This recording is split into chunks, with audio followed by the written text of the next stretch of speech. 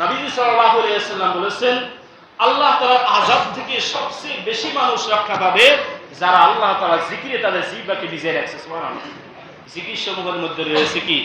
আস্তাগফিরুল্লাহ, সুবহানাল্লাহ, আলহামদুলিল্লাহ, আল্লাহু আকবার, ওয়া লা ইলাহা ইল্লাল্লাহ।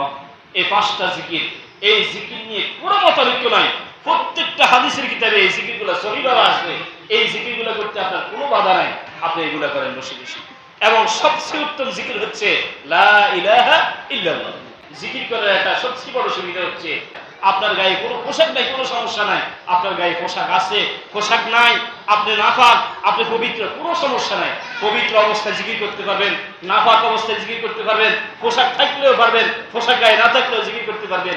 চলতে ফিরতে, আপনি শুইতে, হাঁটতে, চলতে এবং কাত হইতে, একবারে যে কোনো সময়, যে কোনো অবস্থাতে আপনি সেটা করতে পারবেন।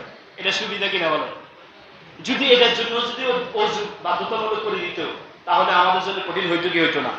এই জন্য এই দিনটাকে আমরা টার্গেট করব, এই দিনে আমরা আমাদের গুনাহের মাফ নিব এবং আমরা আমাদের সম্মান এবং মর্যাদাকে আল্লাহ দরবারে বৃদ্ধি করব। আল্লাহ তাআলা আমাদের সকলকে আমল করার তৌফিক দান করুন।